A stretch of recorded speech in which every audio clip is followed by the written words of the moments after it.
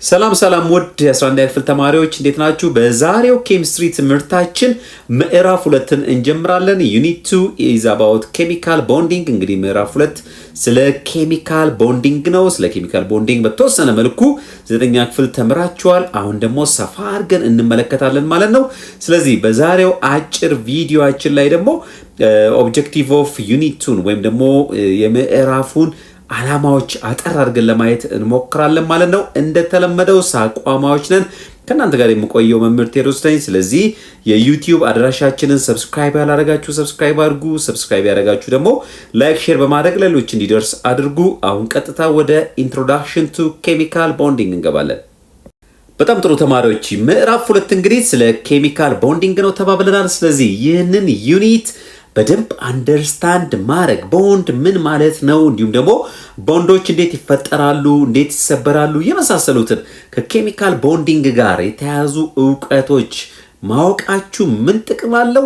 የተለያዩ ሪሶርሶችን ከመሬት ውስጥ ኤክስትራክት ማድረግ እንዲችሉ አቅም ይሰጣችኋል። ከዚህ በተጨማሪ አዳዲስ ኮምፓውንዶችን መፍጠር እንዲችሉ ያግዛቸዋል ማለት ነው። በተጨማሪም ቦንዲንግን ታይፕስ ኦፍ ቦንዲንግን አንደርስታንድ ማድረጋችሁ እንዲሁም ደግሞ ኢንተርሞለኪውላር ፎርስን ወይም ደግሞ በሞለኪውሎች መካከል ያለውን ፎርስ የበለጠ አንደርስታንድ ማድረጋችሁ ስለ ስትራክቸር እና ፊዚካል ፕሮፐርቲስ ኦፍ ኤሌመንትስ ኮምፓውንድስ የበለጠ እንድታውቁ ግንዛቤ ይሰጣችኋል ማለት ነው። ስለዚህ ኬሚካል ቦንድ ስንል በጣም ጠቃሚ ነጥቦችን የያዘ ምዕራፍ ነው ማለት ነው። በደንብ አድርገን እንመለከተዋለን። እዚህ ጋር እንደምትመለከቷቸው ከብዙ በጥቂቶቹ የተወሰኑ ሰብስታንሶችን ኮመን የሆኑ ሰብስታንሶችን ናቸው። እዚህ ጋር ኮመን ቴብል ሳልትን ታገኛላችሁ፣ ሶዲየም ክሎራይድን፣ እዚህ ጋር ኦሬንጅን ታገኛላችሁ፣ እዚህ ጋር ወተር አለ፣ ካርቦን ዳይኦክሳይድ አለ፣ የመሳሰሉት አሉ። ስለዚህ እነዚህ ሰብስታንሶች እንግዲህ ሰብስታንስ ሆነው እንዲገኙ ወይም ኤግዚስት እንዲያደርጉ በመካከላቸው ያለው ኬሚካል ቦንዲንግ መሰረት ነው ማለት ነው፣ ወይም ደግሞ በጣም ጠቃሚ ነገር ነው ማለት ነው። ስለዚህ ኬሚካል ቦንድ ስንል እንግዲህ አተምን ከአተም ጋር አያይዞልን የሚገኝ ወይም ደግሞ ኮኔክት እንዲሆኑ የሚያደርግልን አትራክቲቭ ፎርስን ነው ሪፈር የምናደርገው ማለት ነው። ስለዚህ ይህ ዩኒት በጣም ብዙ ጠቃሚ ነጥቦችን ይዟል ማለት ነው። ባጭሩ አሁን ቀጥታ ኦብጀክቲቭ ኦፍ ዩኒት 2 እንመለከታለን ማለት ነው።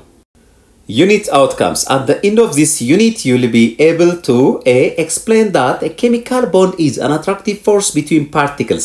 ስለዚህ ትምህርት ተምራችሁ ሲጨርሱ አንደኛው የምታውቁት ነገር የኬሚካል ቦንድን ዴፊኒሽን ነው። ስለዚህ ኬሚካል ቦንድ ማለት ፓርቲክሎችን አያይዞ የሚገኝ አትራክቲቭ ፎርስ እንደሆነ ኤክስፕሌን ማድረግ ትችላላችሁ ማለት ነው። The other objective is demonstrate an understanding of the formation and general properties of substances containing ionic, covalent and metallic bonds. ከዚህ ባሻገር ኬሚካል ቦንዲንግን ዲፋይን ከማድረጋችሁ በተጨማሪ ደግሞ የተለያዩ ሰብስታንሶችን ጀነራል ፕሮፐርቲ ከአይኒክ የተሰሩ ወይም ደግሞ አይኒክ ኮምፓውንዶችን፣ ኮቫለንት ኮምፓውንዶችን፣ ሜታሊክ ኮምፓውንዶችን የመሳሰሉትን ጀነራል ፕሮፐርቲም ኤክስፕሌን ማድረግ ያስችላችኋል ማለት ነው። You'll draw Lewis structure for simple ionic and covalent compounds.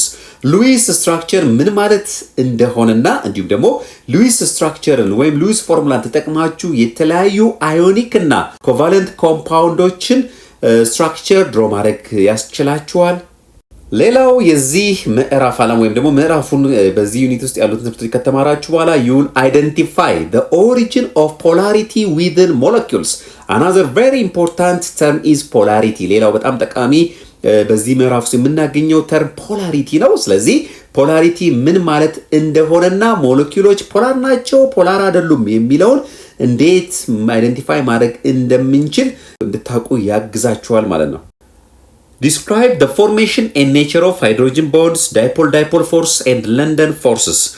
ሌላው ይህን ትምህርት ከተማራችሁ በኋላ ስለተለያዩ አይነት ኢንተርሞለኪውላር ፎርሶች እንላቸዋለን እንዴት እንደሚፈጠሩና እንዲሁም ደግሞ ተፈጥሯቸውን በደንብ ዲስክራይብ ማድረግ እንዲችሉ ያስችላቸዋል ማለት ነው። እነዚህም ሃይድሮጅን ቦንድስ፣ ዳይፖል ፎርስ ኤንድ ለንደን ፎርስን ምን ማለት እንደሆኑ እንዴት እንደሚፈጠሩ እንዲሁም ደግሞ ባህሪያቶቻቸውን እንመለከታለን ማለት ነው። Explain the bonding models, Lewis model, valence bond model and molecular orbital model. and show the usefulness of the bonding theories in explaining and predicting molecular properties, bond angle, bond length, bond energy, etc. ከዚህ ባሻገር የተለያዩ ቦንዲንግ ሞዴሎች አሉ። እነ ሉዊስ ሞዴል፣ ቫለንስ ቦንድ ሞዴል፣ ሞለኪውላር ኦርቢታል ሞዴል እነዚህን ኤክስፕሌን ማድረግ ያስችላችኋል። ከዚህ ባሻገር የቦንዲንግ ቲዮሪዎችን ጥቅም በተለይም ደግሞ የሞለኪውላር ፕሮፐርቲዎችን ኤክስፕሌን ከማድረግና ፕሪዲክት ከማድረግ አንጻር እንግዲህ ሞለኪውላር ፕሮፐርቲ የምንላቸው የአንድን ሞለኪውል ቦንድ አንግል፣ ቦንድ ሌንግዝ፣ ቦንድ ኢነርጂ የመሳሰሉትን ሞለኪውላር ፕሮፐርቲዎች ኤክስፕሌን እና ፕሪዲክት ማድረግ እንዲችሉ ይረዳችኋል ማለት ነው። After this unit, you'll also explain how the properties of a substance, solid or liquid, depends on the nature of the particles present and the type of intermolecular force. ይህን ምዕራፍ ተምራችሁ ስጨርሱ እንግዲህ ስለ ሰብስታንሶች ፕሮፐርቲ ሶሊድ ኦር ሊኩዊድ እንዴት በፓርቲክል ኔቸር እና በኢንተርሞለኪውላር ፎርስ ዲፔንድ እንደሚሆን ኤክስፕሌን ማድረግ ያስችላችኋል ማለት ነው። ስለዚህ ኔቸር ኦፍ ፓርቲክልስ እና እንዲሁም ታይፕስ ኦፍ ኢንተርሞለኪውላር ፎርስ እንዴት የአንድ ሰብስታንስ ፕሮፐርቲ አፌክት እንደሚያደርጉም ኤክስፕሌን ማድረግ ያስችላችኋል ማለት ነው። ዲስከስ ዘ ኢምፖርታንስ ኦፍ ኢንተርሞለኪውላር ፎርስስ ኢን ፕላንት ኤንድ አኒማል ላይፍ። ከዚህ ባሻገር እንግዲህ ኢንተርሞለኪውላር ፎርስ ምን ማለት እንደሆነና እንዲሁም ደግሞ በእጽዋትና በእንስሳት ህይወት ላይ ያለውን ጥቅም ኤክስፕሌን ማድረግ ትችላላችሁ። Explain how the valence shell electron pair repulsion or VSEPR model can be used to predict molecular shape. ሌላው በዚህ ምዕራፍ ላይ የምናየው ቫለንስ ሼል ኤሌክትሮን ፔር ሪፐልሽን ሞዴልን ነው። ይህ ሞዴል እንግዲህ ከዚህ በፊት ያልተማራችሁትን በደንብ አድርገን እንመለከታለን። እንዴት የሞለኪውልን ሼፕ ፕሪዲክት ማድረግ እንደሚያስችል እንመለከታለን ማለት ነው። ስለዚህ ይህንን ከተማራችሁ በኋላ ስለ ቨስፐር እንዲሁም ደግሞ ቨስፐር ሞዴል እንዴት የሞለኪውልን ሼፕ ፕሪዲክት ለማድረግ እንደሚያገለግል እንደሚጠቅም ኤክስፕሌን ማድረግ ያስችላችኋል። Conduct experiments to observe and analyze the physical properties of different substances to determine the type of bonding present. ከዚህ በተጨማሪ እንግዲህ ተማሪዎች በዚህ ምዕራፍ የተለያዩ ኤክስፐሪመንቶች አሉ። እነዛን ኤክስፐሪመንቶች አይ ሆፕ ተሰራላችሁ ብዬ አስባለሁ በክፍል ውስጥ። እነዚህ ኤክስፐሪመንቶች ስለ አዮኒክ ኮቫለንት ሰብስታንሶች እና የነሱን ፕሮፐርቲ ዲተርማይን ለማድረግ የሚያስችሉ ኤክስፐሪመንቶች ናቸው ማለት ነው። Describe scientific inquiry skills along this unit: observing, inferring, predicting, classifying, comparing and contrasting, making models, communicating, asking questions, applying concepts, relating cause and effect and making generalization. እንግዲህ እነዚህ ከቀደም ጀምሮ ያየናቸው ሳይንቲፊክ ኢንኳይሪ ስኪልስን በዚህ ምዕራፍ ትምህርት እግረ መንገዳችሁን የምታገኙዋቸው የምታዳብሯቸው ክህሎቶች ናቸው ማለት ነው። እንግዲህ የዚህ ምዕራፍ ዓላማዎች የቅድሙን ይመስላሉ ማለት ነው። በጣም ሰፊ ነገሮችን የያዘ ነው። አሁን እስቲ ትምህርታችንን በስታርታፕ አክቲቪቲ እንጀምራለን። Discuss the following issues in a group and present your ideas to the class. ይህ ስታርታፕ አክቲቪቲ እንግዲህ ቀጥሎ ባለው ኢሹ ላይ ተወያዩና በክላስ ፕሬዘንት አድርጉ፣ ሀሳባችሁን ፕሬዘንት አድርጉ ነው የሚለው። Why do the substances around us behave differently?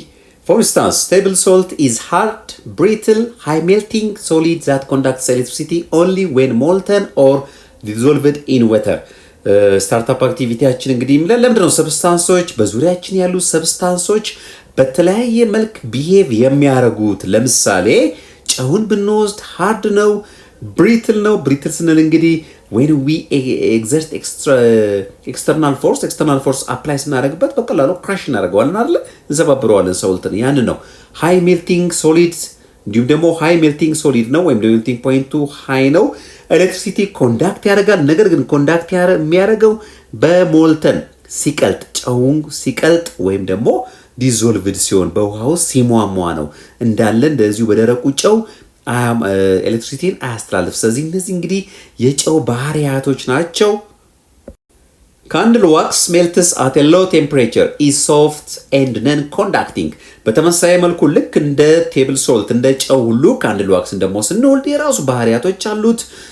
በትንሽ ቴምፕሬቸር ይቀልጣል። ሶፍት ነው፣ ስነኩት በቀላሉ በጥፍራችሁ እንትን ማድረግ ትችላላችሁ። ብረት እንደ ብረት አይጠነክርም።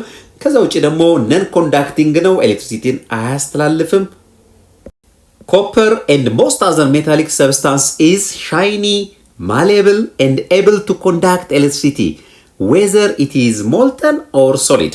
ኮፐርና ሌሎች ኮፐር መሰል ብረቶችን ስንወስድ ደግሞ የራሳቸው የሆነ ባህሪያት አሏቸው። ለምሳሌ አንጸባራቂ ናቸው፣ ማሌብል ናቸው፣ ወደ ፈለግነው ቅርጽ በቀላሉ እንወስዳቸዋለን። ኤሌክትሪሲቲን በማንኛውም ስቴት ላይ እንደ ቴብል ሶልት በሞልተን ኦር አኩስ ፎርም ብቻ ሳይሆን ሶሊድም ሆነው ጠጣርም ሆነው ኤሌክትሪሲቲን ያስተላልፋሉ። ስለዚህ እነዚህ የባህሪያት ልዩነት እንዴት መጡ ወይም ደግሞ እንዴት በአካባቢያችን ያሉ ሰብስታንሶች እንደ አብነት እዚህ ጋር ቴብል ሶልት፣ ካንድል ዋክስ እና ኮፐርን ወስዶ አንስቶልናል።